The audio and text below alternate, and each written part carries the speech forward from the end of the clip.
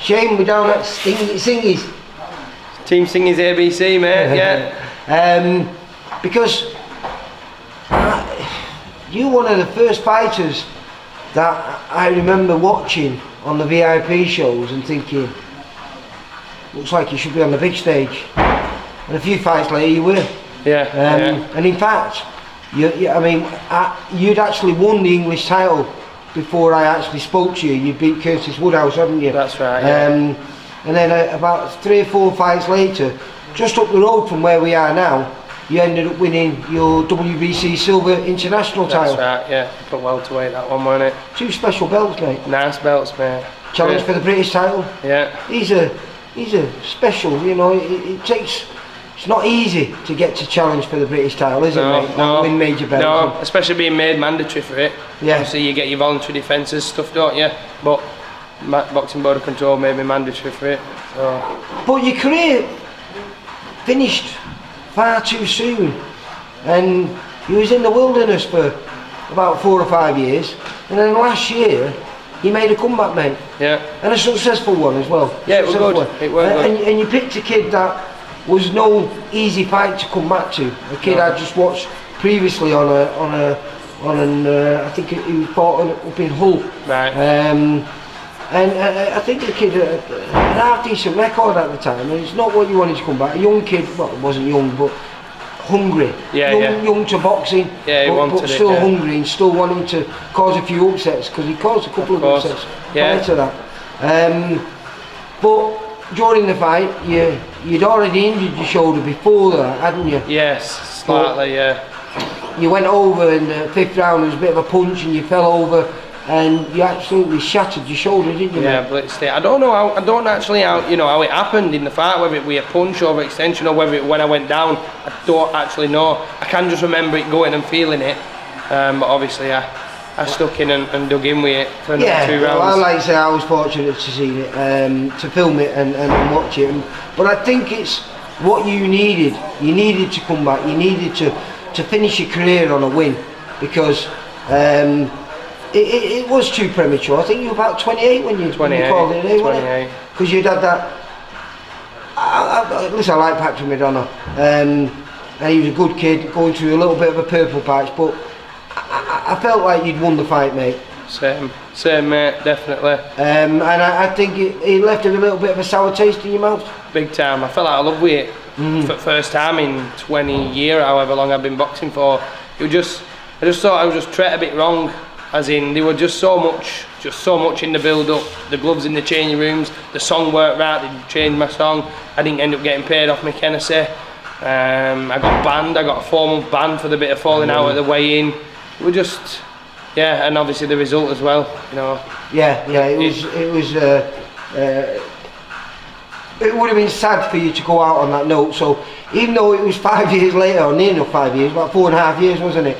I think you needed that so you can continue to do what you're doing, because I'm talking about life after boxing, but there's not, because you're still involved. I mean, today I came down this morning and we had well, it wasn't this morning, it was about 5 o'clock. You had all the young kids in a little teaser class, where you just get them introduced into boxing, and it was hammered, mate. It was about 20 young kids in. Packed out. And then after that class we had your carded fighters and the kids that are coming back into boxing, and guys who just want to keep fit. Exactly, we have a good mix here, a really good mix of people that feel under pressure when they message me. I think they get put under pressure, put pressure on their own self and thinking, oh, we're going to a boxing gym, or no, I'm not going to go to that boxing gym.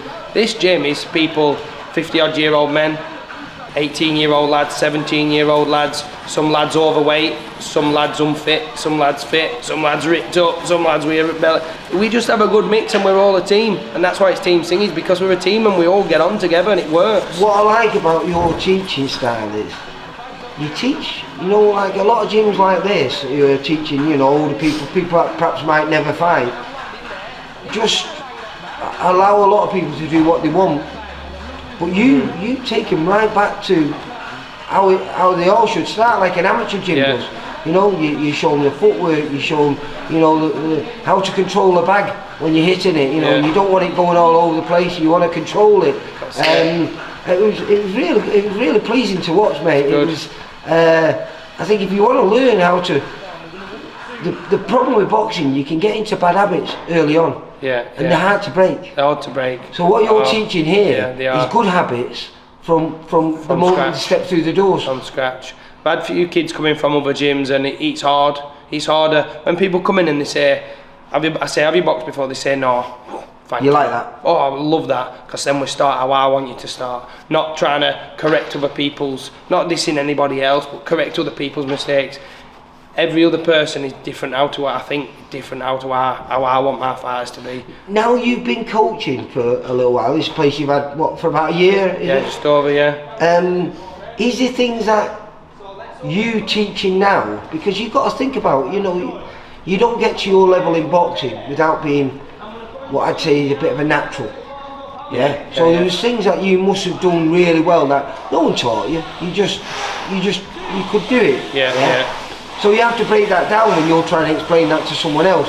But is there anything that you are teaching now which you think, God, I wish I would have known that when I was fighting? Is there anything? Oh, loads of it. And I've just worked it on myself, like just watching. It were good, and that's the reason why I made a comeback, because obviously I love Carl, absolutely love Carl and what he's done for me, but I'm being told what to do constantly, so I'm listening to my coach Carl, I'm listening to him.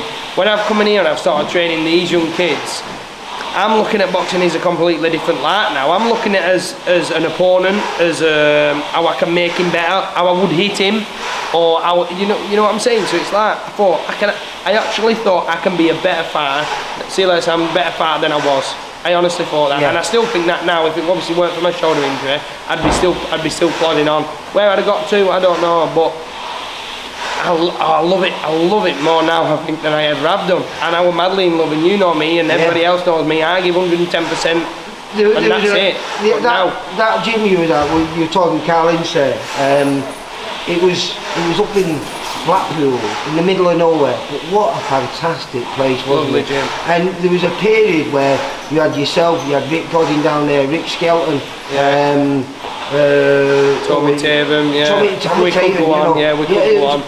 It was surrounded by quality, and it's sad because not everyone got to the levels they deserved to. Tommy sadly got an injury. They were talking about him in fights with Anthony Hardy, wasn't it? When Anthony Hardy, they were both the kids that were coming up that everyone was looking out for, because they were both built like brick shit houses, and they were both good. I mean, TNT was his ring name, wasn't it? And Rick Godin, who I'm going to go and see, hopefully on Friday actually. Good lad, Rick. Rick's helping us out a lot with amateurs as well. Well, I was going to say, because there's a kid he's fighting in the championships at the weekend. Brian, Brayan, Brayan, yeah. I'll tell you a little story about Brayan. He came into this gym 12 months ago, and he told me his name was Brian. And then I went in January, it was after his fight, and his mum called him over, Brayan. I said, you called Brayan, aren't you? He's like, no, I'm Brian. I'm like, you're Brayan. So he's Brayan. We still call him Brian, but he's Brayan. Brayan Cazzone. Is it Polish descent then? What is it? He's Polish-Italian. Right. Polish-Italian Brayan, yeah? Polish-Italian. And he's 5-0 as an amateur. 5-0. But what you were talking before is, you let your Cardi fighters fight out of Ricky's gym in Blackroad ABC. Right. Just until you've got to have your level 2, haven't you? But you've got I was looking in there, you've got everything affiliated. Got everything, first aid, safeguarding, done my amateur coaching course, level 1. So I can do corners for them and stuff. So it's good, but obviously you need to wait 12 months. You do your level 1, you meant to wait 12 months to do your level 2, and then gym's affiliated then for the gym's affiliated anyway, but obviously you need your level 2 to be able to fight under Team Singys ABC. Are you excited about this new part of your journey? I love it. Because I was watching you today, and you were smiling all the way through. I don't know if it was just because you were being cruel and horrible to them. That was a tough session, that last session with the seniors there. But when you were working with the kids, the young kids, you just seem to come alive, mate. I do, honestly, I absolutely love it. I'm in my I'm big time in my element. I've got over 50 1-to-1s booked in for this week. You know, it's massive. I usually have about 35 anyway, but they booked in and they're all wanting continuous slots every week. 11 o'clock at night, I'll be going home tonight. I'll be going home at 11. My last PT finishes at 11 What time did you arrive here then? I was in here this morning at 5:45 this morning. I had a couple of hours at home with my little lad, and then I've come back in and I'm back in, like I said. And then tomorrow I've got 13 PTs in here tomorrow and an open class at sparring. It's just full pelt, but do you know what? I love it. My missus is great. I go home during the day. She lets me go to bed. Does Jade have a little keep fit here? Jade started the classes in here now, so that's Team Jade, personal training on Facebook. She's got her women classes in here. That's took off for her. She trains some girls between 10 and 14-year-old. That's going through the little bit of You're not married yet, you two? Change, pardon? You're not married yet, you two? We're not married, but we're on it. We're on it, Lee. We're on it. You can come, mate, as well. But yeah, she's training girls 10 to 14-year-old, and then she has an adult class for like a box fit, circuit, mixing it all up, and it's all working. You must be together all the time, though, because 10 year, mate. Yeah, I was going to say, because I remember when I first met you, you were together. 10 year. You're punching them. I thought you were heavyweight when I seen you with her. Hey, I'm telling you, she's a good one. She's a good one. I'm lucky. And she's on my case. She's messaging me regular, probably once a week, twice a week. Come on, we need to get this wedding booked. I'm thinking, she's a brave lady. But she knows it's good, though. So like I said, you know, sometimes you can go through a low patch, and I know you did. You know, when you put a lot of weight on, you were drinking a little bit, and what snapped you out of that, mate? What was a trigger that made you think, no, hang on? Christmas last year, we had a good drink Christmas, drinking Boxing Day, and I just thought to myself, do you know what? I've had enough of this. I've had enough. I'm already in here training. Yeah. I got offered to come in here and train about 5 years ago when I retired, but I couldn't even look after myself, Lee. Never mind come and train kids and adults. So I said no. And then a couple of years later, which was 13 months ago from now, we sat down, me and Jade, and I said, do you know what? Come on, life's better now. Still having a drink and still having a takeaway, but life were good. I said, come on, I'll message him, see if I can come back to a kickboxing gym called Wachira. So I said, can I come back? Oh, of course you can. And it just went from there then, and then I just started training with kids. It took off from the start, training with kids, training with one-to-ones, adults, and it's just gone up and up and up. It must be easy for you, because it's fair to say you were a local hero. I mean, when I used to come down and we were watching you and interviewing afterwards at the Municipal Hall, which is literally, what, 400-500 yards up the road? Yeah. That place when you used to fight there, mate. I don't know how many you used to hold, what, 500-600 people in there, but it was always hammered. The atmosphere was brilliant. When you used to come out, the noise was deafening, mate. Yeah, it was good. Oh, good. I loved it there at Munich. To be honest, I wanted to fight back there again, obviously when I made the comeback last year, but it's a good place, but it's ruined a little bit now with unlicensed. People like it, people don't. I'll be honest, I'm not a fan of the unlicensed game at all. It's just all wrong for me. Well, that's what I liked about what I was saying here today, the way you were teaching people the right way to do things. So I remember the little kid there, there was two, a young girl and a young boy that were unboxing. You have the line between the feet, and you know, you move your front foot forward first, and you know, you're going right the way through, you know, the basics. You're not throwing them in at the deep end, you're not letting them spar the first day they come down here. You're making sure they have a good grounding before that happens. Definitely. It's important, it's the most important thing. If I do a PT and somebody comes in here for a one-to-one, I had a guy in earlier on, Connor, who called first PT, first session, no boxing experience, 20-odd year old, 30-odd, however old he is. We got in there and we did 50 minutes on moving the feet in and out of the ladder, in the ring, in the mirror, boom, boom, boom, showing. I think we did 4 rounds on pads at the end. That was it for his first PT. You come in here, it's not about punching. For me, it's not about punching. They'll think, oh, we're going to go and smack bags and smack pads. No, you come in here and we work from the bottom. My most important, footwork. Second most important, upper body movement, head movement. Then the punches come in. You can move your feet out of way of trouble. You can move your head out of way of trouble. You're halfway there to winning your fight. You punch them, you're winning. So yeah, that's just how I work it. It's just, and I'm strict with it. But obviously they like it and it works. I can have somebody that's never done it before develop within 1 hour to actually looking like they can box. Braden, he's never boxed until he came here though. No, so he'd done a little bit with somebody previous, but he's now 5-0 under you. Yeah, 5-0 under you.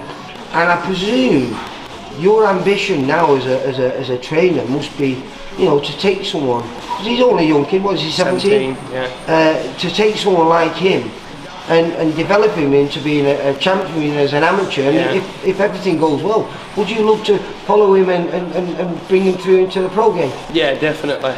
I mean, I love everybody in here, and they know that, and they all get treated the same. Got Kai in there, you know, young kid, 12-year-old, 13-year-old kid. He comes in 3 PTs a week with me. He loves it, and he loves the bond that we have with friends. Brian, same. Harley, same. Johnny, same. All the rest of them. Some people I don't know the names, but still they get that bond from me. But me and Brian have just got a little bit. It's just a little bit different. He's like my lad. Do you know what I mean? We've been and picked scales up from Bolton today. He's come with me. He's come back. We'll do here. He'll do his class. We'll finish 6 o'clock while 7 o'clock. He'll finish. He'll still be here at 9 o'clock if I'm here till 9 o'clock doing my PTs. He'll be here shadowboxing, working on bags, sat on that bench, watching me, telling them what I've told him time and time again. But he just repeats it and repeats it and repeats it in his own head, and that's what I love. And obviously it's working. It's working. And in fact, I filmed a show where one of your lads fought Jamie Moore's lad, Mikey Moore. That was Harley.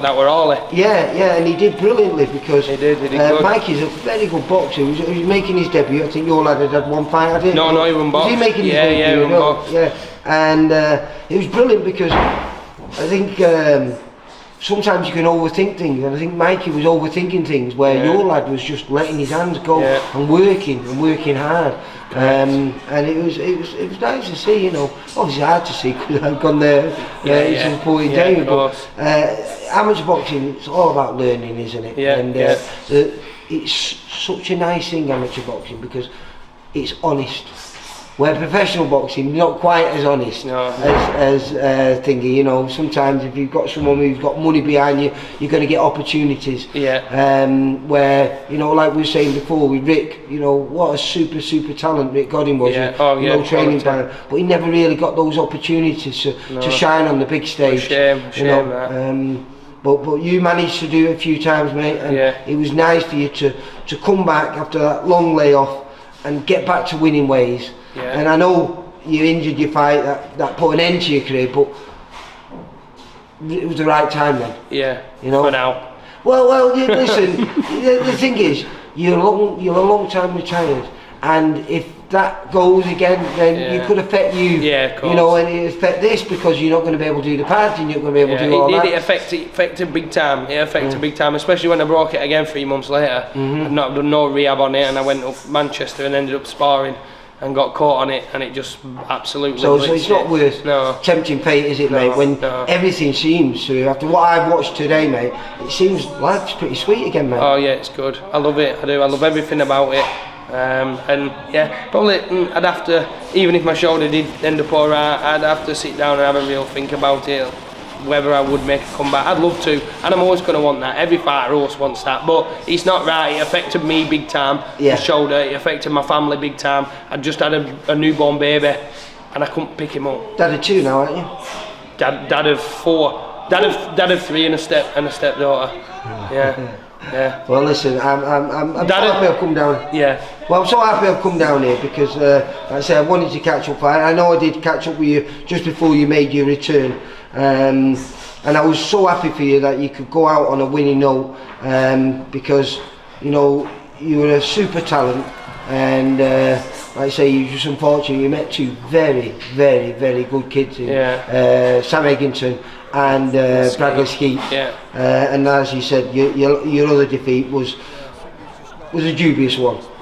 So, that's it. But there again, I'm definitely not taking anything away from Patrick, because he was a good kid. And do you know something? He turned his career around. I think, you know, we talk about old. I think he must be about 39 then when he fought you. Yeah, will have been. You know, and he put the graft in. Obviously, he didn't win the fight, and it peed me off a little bit how he dealt with weighing and stuff like that. But we speak now. Yeah, well, do you know something though? That was a fight that everyone was looking forward to because of that, you know, and you got punished for it. And I know. You know, when you see some of the antics that Nick Hennessy owes me 10 grand. If anybody knows where he lives, just give us a message, I'll sort you a little bit. Well, listen, I like to say, I'm so happy this place is working well for you, mate. We're going to catch up with your teammate Rick Godin on Friday. Yeah. And I know I'll be seeing you at the championships, because this Sunday, next 22nd. He's through to the semi-finals, yeah, is it? Semi-finals, Sunday So 22nd. hopefully I'll be down there, I'll be filming him, and hopefully we'll win number 6 for him. Yeah, perfect. And through to finals at Northwest. One thing I couldn't do in amateurs. Did you ever? And, no. How many amateur fights did you have? 32, I think. And you boxed out of Sandygate, did you? Sandygate, yeah, but I met Ronnie Efron. Ronnie Efron 3 times. Ronnie was good. In championship. Did Ronnie go very good to win that year as well? Yeah, I think he won them every year. I think he ended up having about. Yeah, but he went on. Was it when was he? Did he win 2006? Was it or 2000? I can't remember when he got through to the national final and won it, didn't he? I'm not sure. I'm not too sure. 63.5 kilos. But I met him and I just came up against it. And I just came across a better fighter. I'm a bit unlucky in my amateur career, I'm a bit unlucky in my pro career with where I were and what level I were at with who I were at. Yeah. Nowadays, I think it'd be a completely different story if I were 22 again now. These top 4, top 5, top 6 in Britain, whether it were welterweight, super welterweight, or probably middleweight, they're not all. That's all right, me saying you're saying this. I'm not. They're not all. Every fighter does that, don't we? We all sit on and think. When I made a comeback, I sparred loads of unbeaten lads, 10-0, middleweight, super middleweights, and I was thinking, freaking hell, am I right in my head sparring these? And a bit nervous sparring them, and I got in, it was just like,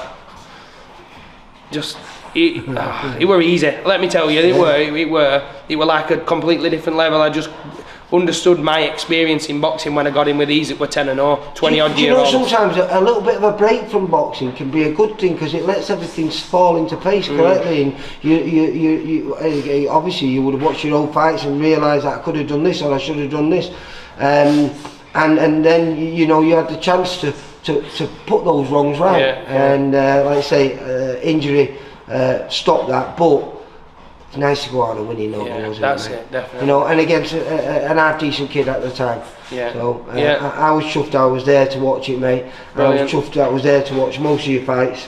And you were always when I knew you were on the show, I was always looking forward to it. Happy days. So and I used to love going down to Carl Ince's. Yeah. Because like we just mentioned before, good to have you down.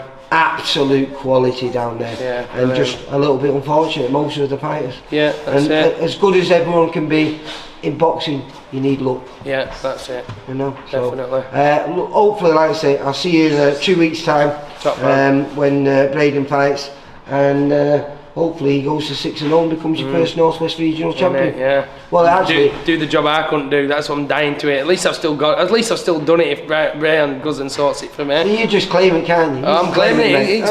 He's man. No, he's but he's going to do it for me. I know he is. Yeah. Well, listen. Get me that thing that I couldn't get my hands on, that Northwest area title. So. You take care. Spot on, Lee. I'll see you soon. Take care. Cheers, mate. For all boxing info, news, and latest interviews, amateur and pro, across the north, click and subscribe. VIP Boxing Promotions. Also, Twitter, Instagram and Facebook.